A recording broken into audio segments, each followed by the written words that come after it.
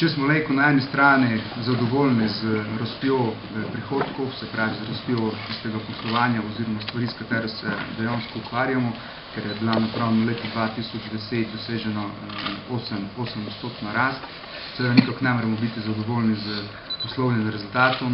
ker ga smo dosegnili. Te poslovne rezultate, ne glede na to, če ga primerjamo z letom 2010, da je v bistvu da smo še ustvarili 400 000 evrov dobička na nivoju skupine, vendar pri to moram poudariti, ko so to vse šteti podatki in ne konsolidirane. Če pogledamo konsolidirane podatke, se pravi podatke, kjer se izločijo medsebojni prometi med posameznimi družbami, je v bistvu bil v letu 2011 boljši rezultat kot v letu 2010. Dve bistveni stvari, poleg tistih štirih, s katerih sem govoril, da so vplivali na poslovanje kot na generalno, sta dve bistveni odstopanji od leta 2010 in sicer na področju prašičereje in na področju mesne industrije. Mi smo tudi v letu 2011 imeli še naprej težave s prašičerejo, ker so sicer bile, kar se tiče same tehnologije, menjše kot v letu 2010, ampak generalno stanje v prašičerejski panogi v Sloveniji je pač takšno, kakšno je, in tudi to poslovanje naše družbe panvita prašičereja odraža to stanje. Na drugi strani se nam je pa v lanskem letu zgodilo, mislim, da prvič po 5 letih, da smo tudi v mesni industriji poslovali negativno. En del teh vzrokov je sigurno objektivne narave, kar pomeni, da smo v prvih 6 mesecih mogoče malo premalo pozornosti posvečali tomu, ko se nam v bistvu škarje, se pravi med izhodnimi cenami in vhodnimi cenami zapirajo in malo prepozno odreagirali na to rast surovin. Na drugi strani pa mislim, da je to tudi posledica čist takih objektivnih razlogov, kar se tiče že prej omenjene tuje konkurence, katera pač na slovenskem trgu operira z, jaz jim pravim dumpinške, ampak uraden izraz je predatorskimi cenami, kar pomeni, da v bistvu poslujejo ali pa prodajajo sveže meso na slovenskem trgu pod bistveno nižjimi cenami kot na domačem trgu in tudi pod bistveno nižjimi cenami, koliko jih dejansko ta kilogram mesa, ki ga pri nas prodajajo, stane. Mi smo to tudi lejko podkrepimo z čist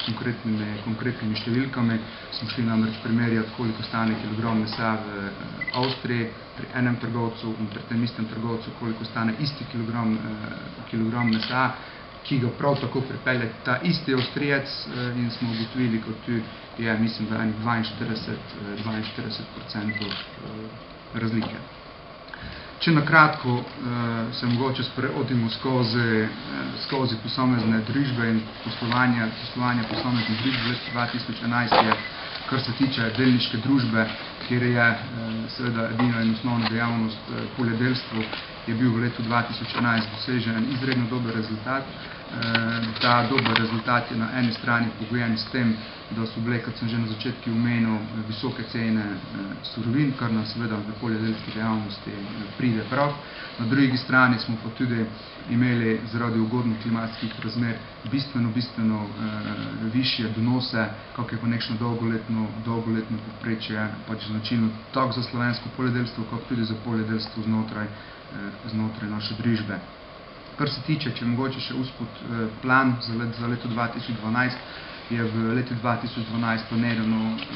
vsaj mi ocenjujemo, da bodo te visoke cene žit se ne bodo obdržale na teh nivojih,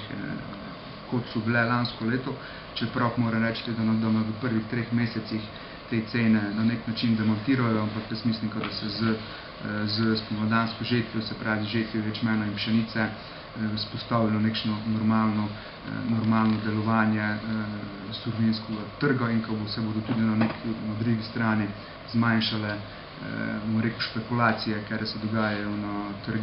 trgi surovin in katere so nedvomno, mislim, da je to tudi bilo že večkrat dokazano skozi prav te raziskovalne inštitucije, ko so v bistvu tudi te špekulacije na nek način generator cen surovin oziroma žit. Kar se tiče Panvita kmetijstvo d.o.o., to je bila družba, ki je v lanskem letu v skupini Panvita poslovala najboljše. Seveda je to spet na nek način povezano z relativno visokimi cenami surovin. Na drugi strani je pa to definitivno posledica tega, da nam je uspelo v letu 2010, ko smo v bistvu združili dve družbe, Panvitu Zrnovit in pa Panvitu proizvodnje krme v to družbo Panvita kmetijstvo d.o.o., da nam je uspela konsolidacija poslovnih funkcij in procesov. Odraz toga je tudi dokaj visoka rast realizacije, ker je predvsem bila gnana z realizacijo na eksternih trgih, se pravi na trgih izven skupine Panvita, in pa tudi relativno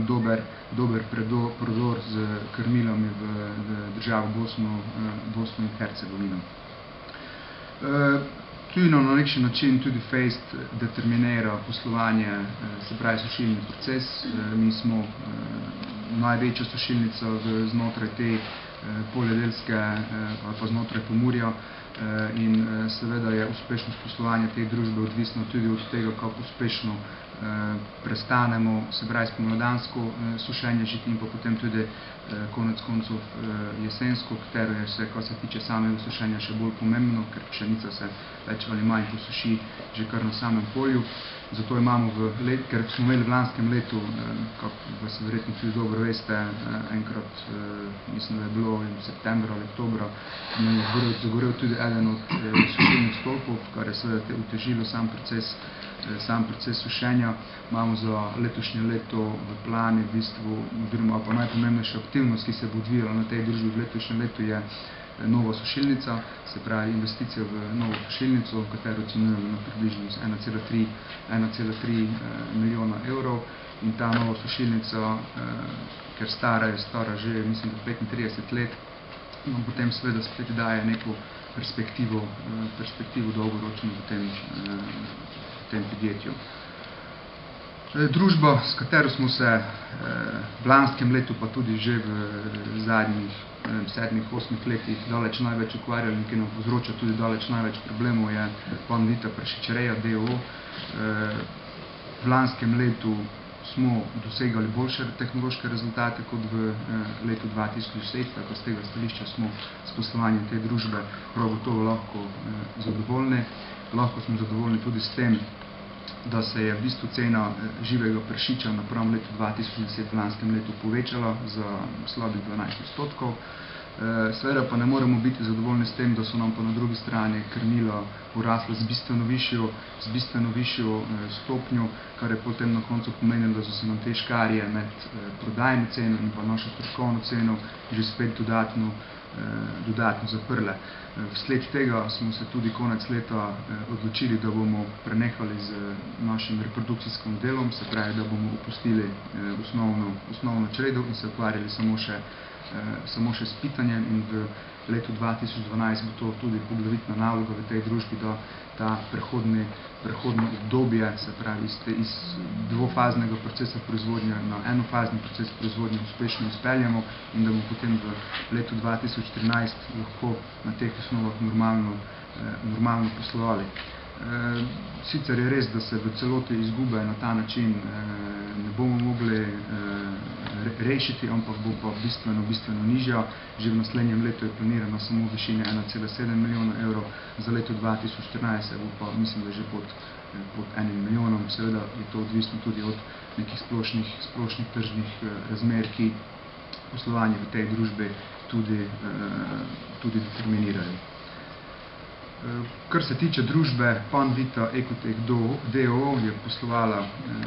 v skladu s planom. Bistvena stvar, s katero smo se ukvarjali v letu 2011, je bila izgradnja naše tretje bioplinske naprave zraven farme Jezera. To investicijo smo uspešno zaključili, se konec leta tudi kvalificirali kot prodajalec zelene električne energije. In v letu 2012 bo naša prvenstvena skrb namenjena temu, da bo proizvodni proces znotraj te družbe tekel čim bolj nemoteno. Po drugi strani bomo pa tudi še nadgradili to investicijo v bioplinarno jezero, in sicer s tem, da bomo potegnili toplovod od bioplinarne do soboške bolnišnice in seveda na ta način tudi ogrevali bolnišnico s to toplo vodo, ki nastane kot bypass procesu, in pa na ta način tudi mi nekaj prispevali k temu, da bo proračun v letošnjem letu privrčeval nekaj denarja, kajti mislim, da bolnišnica privrčuje 400 ali 500 tisoč evrov na ta račun na letni. Kar se tiče našega sekundarnega dela, ki ga sestavljajo tri družbe, Agromerkur, se pravi panvita Agromerkur, panvita Mir in pa panvita PRM, je bilo lansko leto neuspešno, to je treba povedati, ne toliko v same družbi panvita Agromerkur, ker panvita Agromerkur je na nek način tretji igralec na trgu piščančjega mesa in na ta način več ali manj sledilec, se pravi, da ni v poziciji, da bi lahko samostojno oblikovalo neko prodajno politiko. Na drugi strani pa na stroškovno ceno proizvoda fejst vplivajo cene žit, o kateri sem že na začetku rekel, da so pravzaprav skoraj na rekordno visokih ravneh, tako da je ta rezultat, ki smo ga dosegli v letu 2011, na nek način bil tudi planiran in pričakovan. Nekoliko manj pričakovano je bil rezultat v družbi panvita Mir d.d., o katerem se že tudi na začetku nekaj povedal, več bo se v nadaljevanju povedala moja sodelavca, tako da bi jaz mogoče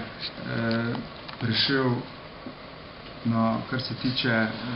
prašičereje, se pravi dejavnosti prašičereje, ki je v zadnjem času tudi relativno zelo aktualna, ker prašičereja kot taka se je našla v